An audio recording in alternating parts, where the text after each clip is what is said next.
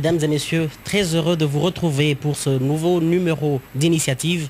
Initiative, votre émission qui ne cesse de recevoir pour vous des personnes qui sont devenues aujourd'hui des modèles en termes d'investissement, en termes de créativité, des personnes qui sont parties du néant et qui sont arrivées à émerger aujourd'hui. Nous recevons pour vous aujourd'hui, en tout cas dans le cadre d'initiative de cette émission, Monsieur King Kouba. Il est le président du conseil d'administration des écoles de l'Alliance canadienne. Monsieur Kouba, c'est tout de suite pour vous.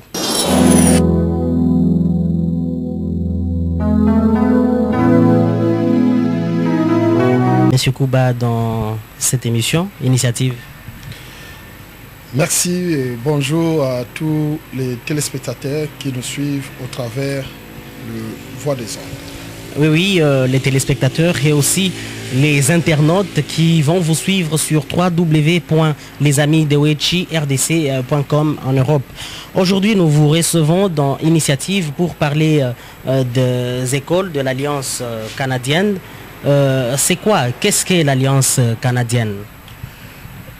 La Fondation des écoles d'Alliance canadienne, c'est une association communautaire à vocation canadienne, comme le nom le dit, qui a pour mission de promouvoir par l'éducation l'émancipation de la jeunesse.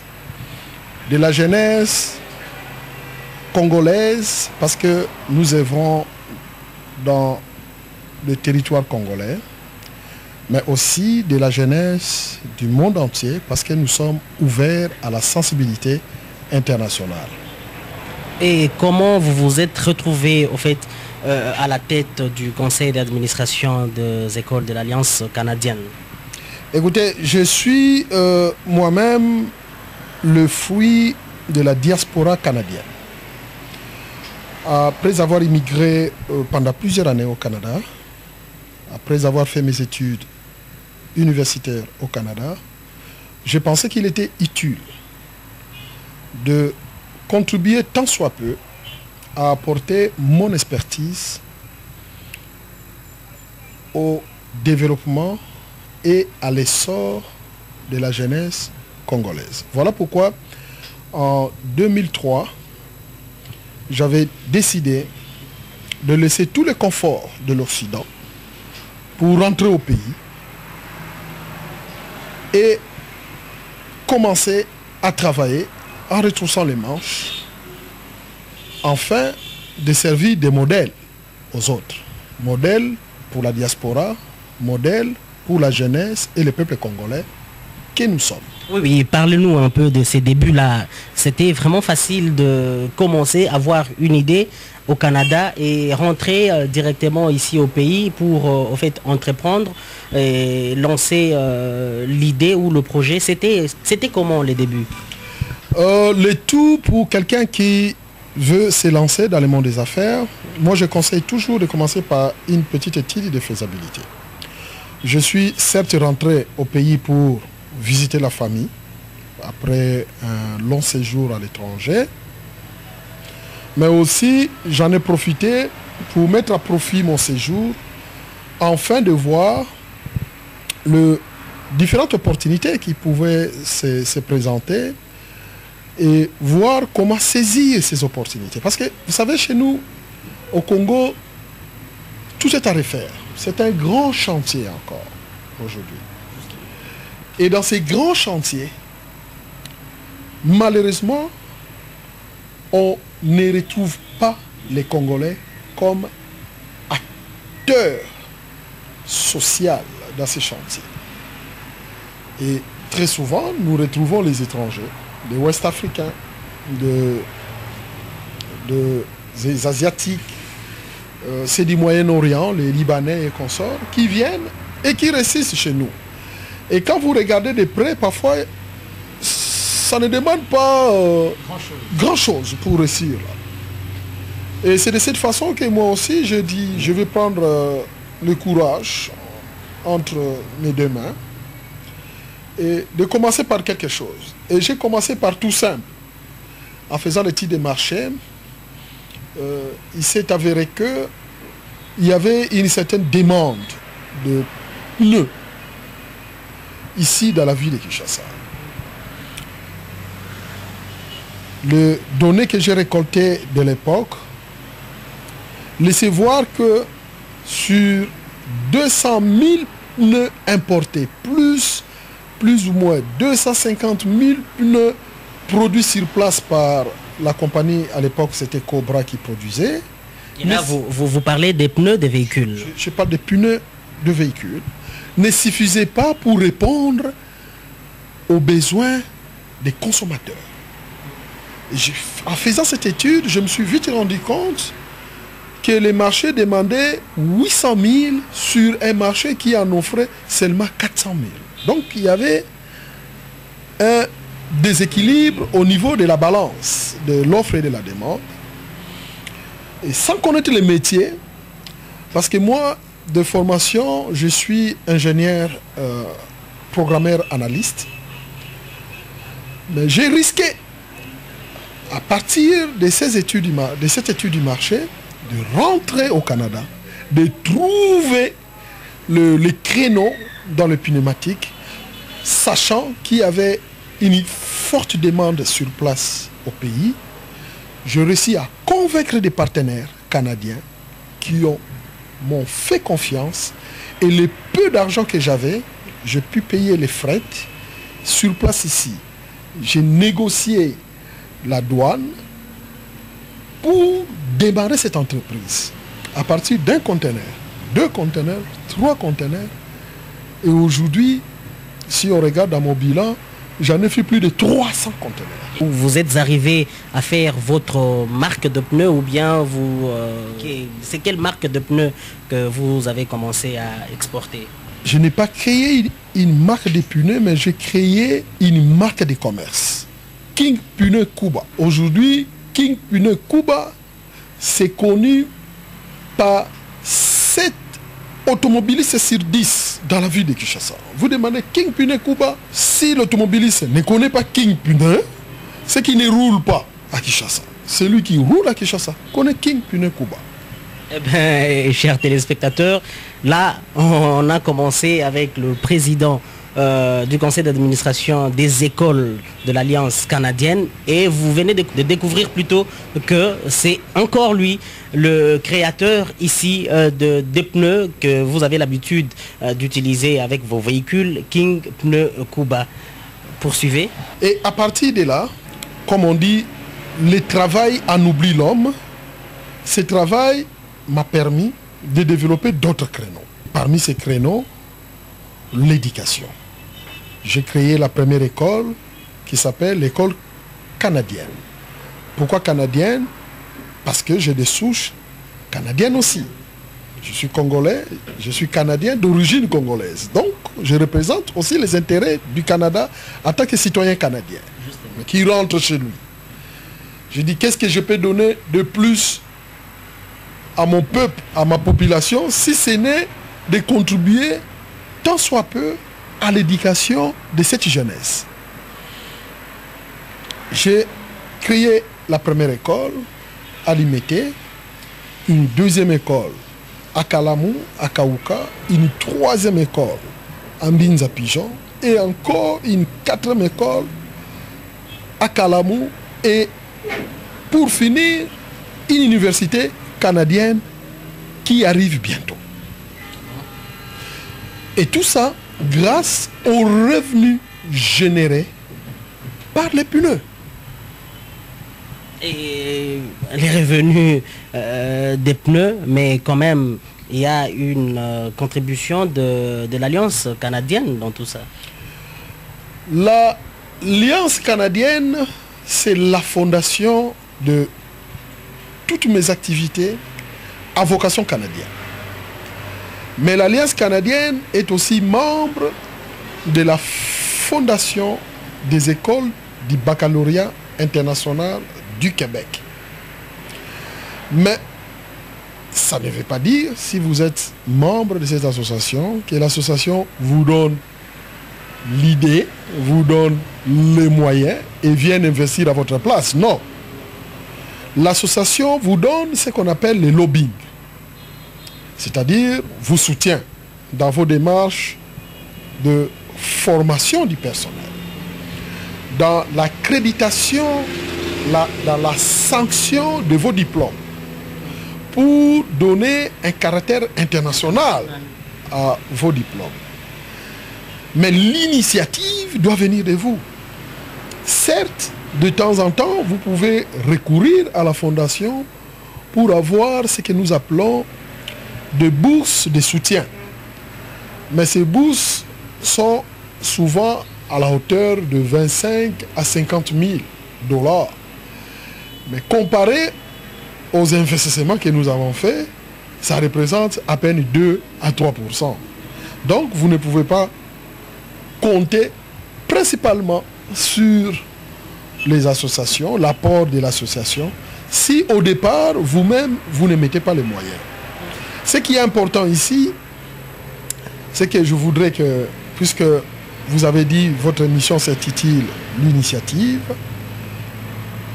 faire voir à notre jeunesse comment on peut suivre un modèle et comment on peut partir de zéro pour se réaliser dans la vie. Parce que ce qui est important, contrairement à ce que beaucoup croient dans la vie, ce n'est pas de gagner beaucoup d'argent dans la vie. Non, ce n'est pas ça. Notre mission ici sur Terre, ce n'est pas ça. Ce n'est pas seulement d'avoir beaucoup étudié dans la vie. Non, ce n'est pas ça non plus. Ce qui est important, à mon avis, en tant qu'humain, c'est de se réaliser et de permettre également aux autres, grâce à vous, de se réaliser dans la vie. C'est ça mon ambition. Oui, oui. Parlons maintenant là des écoles.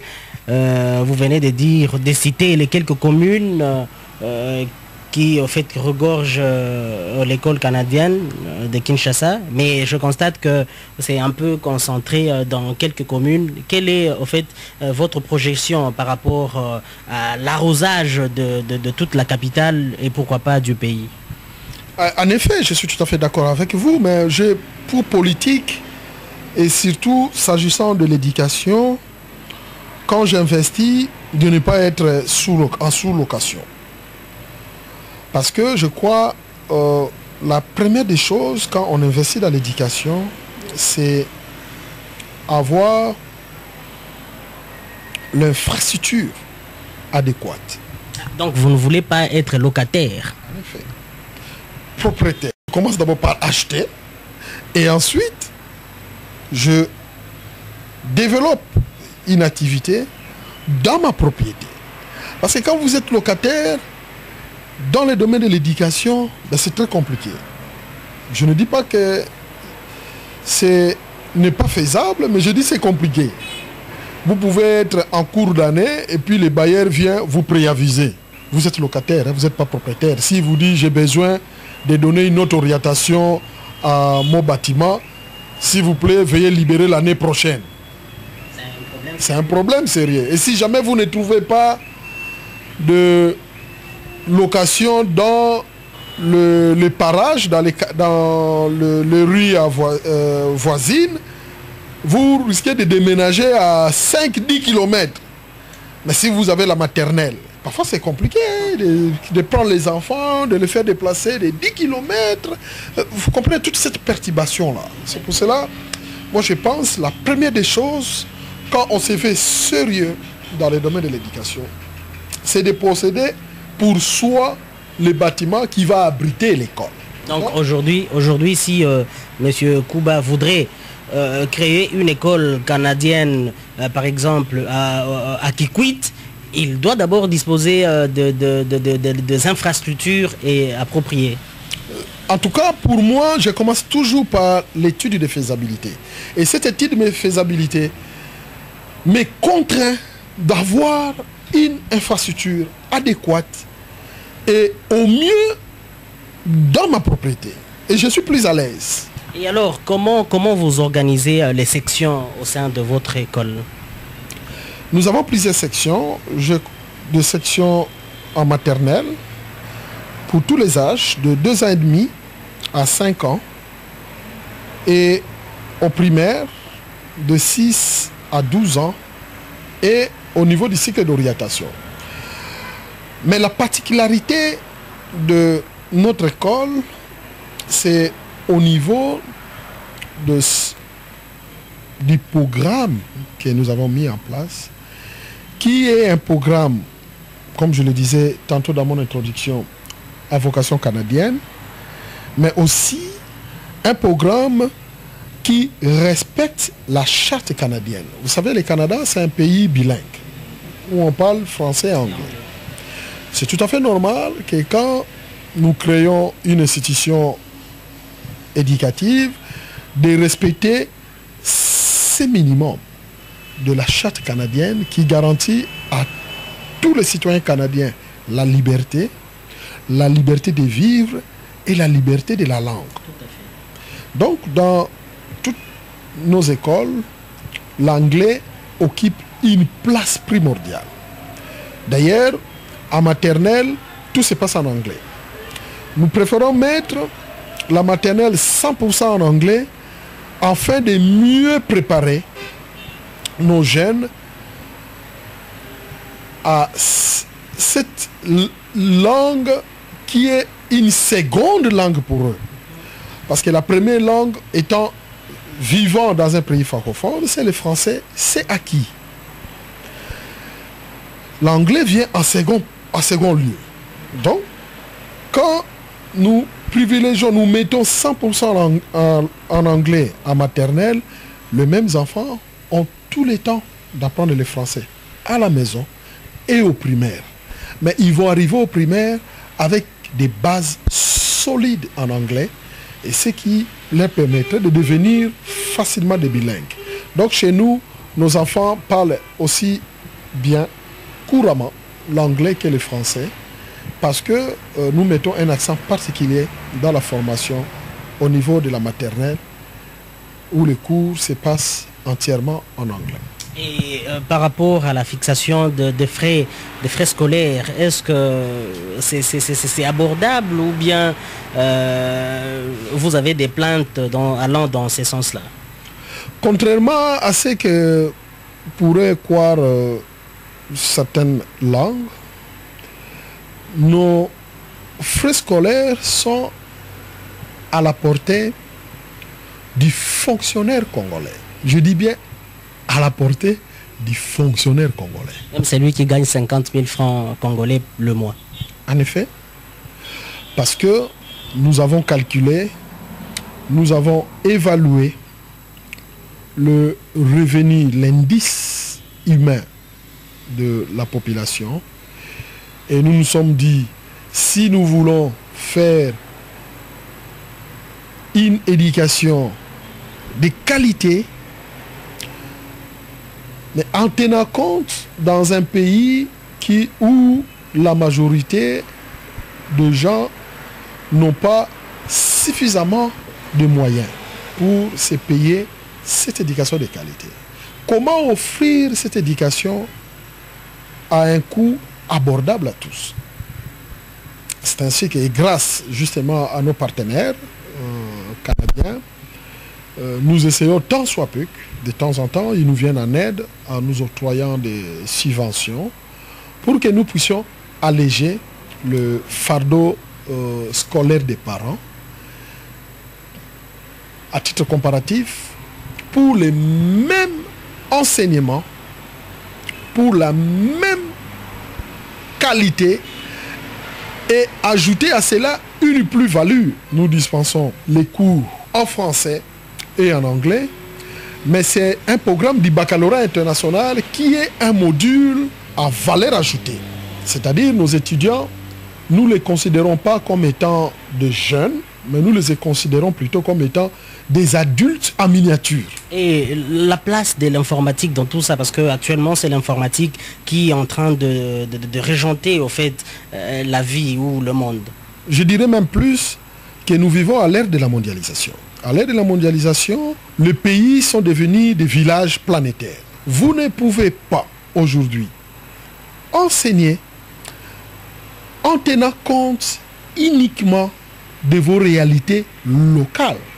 Il faut aussi tenir compte des réalités internationales. Et dès lors qu'on parle des réalités internationales, on rentre déjà dans la mondialisation. Et un des piliers de la mondialisation se trouve être Internet. Internet, c'est l'informatique. Chez nous, nos élèves n'ont pas les cours d'informatique, mais ils ont les cours de médias. Et dans le cours de médias, nous leur apprenons tous les supports qui leur permettront de communiquer de façon efficace. Et parlant de ces supports, si on doit citer les supports physiques comme journal, presse papier et ainsi de suite, il y a aussi l'Internet, les virtuels. Et nos élèves ont souvent des TP à faire à la maison. Ils doivent nous apporter des preuves qu'ils ont fait ces TP à la maison, en imprimant. Et à l'école, dans chaque classe, les enseignants ont le portable à leur disposition. Nous avons la connexion en WiMAX, 24/24, 30 jours sur 30. N'importe quel professeur, n'importe quel élève, à tout moment, peut se connecter sur Internet et se connecter dans le monde. Donc, nous vivons à l'ère de la mondialisation. Ce n'est que normal que l'informatique puisse occuper une place de choix dans notre enseignement. Oui, Monsieur Kouba, le temps nous presse, nous cheminons calmement vers la fin de cette émission, mais j'aurais souhaité que vous lanciez un petit message à la diaspora congolaise partout au monde, parce que vous êtes aussi congolais de la diaspora, mais qui s'est en fait décidé de rentrer au pays et investir. Qu'est-ce que vous pouvez dire à ce Congolais et qui hésite encore à venir investir au pays, à venir créer quelque chose et pour rendre en fait aussi service à leurs compatriotes? Je leur dirais une chose, qui doit prendre le courage. Il doit prendre le courage d'oser. Parce que comme on dit, qui ne risque rien n'a rien. Il faut oser. Oser de faire les premiers pas. Et les premiers pas, on doit les faire en venant au pays. Parce que c'est quand on rentre au pays qu'on doit constater les besoins. Après avoir vécu ailleurs, après avoir vu suffisamment ailleurs, nous devons rendre à notre mère patrie ce qu'elle nous a donné. Nous avons vu ailleurs, nous avons étudié ailleurs, nous avons travaillé ailleurs, nous avons vu les autres travailler. Nous devons rentrer. Et quand nous rentrons, nous n'avons pas nécessairement besoin de commencer par créer des grandes industries. Non, en commençant par les petits commerces. Mais le petit commerce fait autrement. J'ajoute les qualificatifs de autrement. À la manière de l'Occident. À la manière dont les autres le font. Mais il y a un problème aussi. Il faudrait que les cadres macroéconomiques, il faudrait que les cadres microéconomiques facilitent aussi les retours de cette diaspora. Très souvent, les gens hésitent par rapport à ces cadres. Si on fait la jonction de ces deux cadres, je pense que les choses iront pour le mieux et pour les pays et pour la diaspora. Parce que cette diaspora, pour moi, constitue un acteur social important pour le développement de notre pays.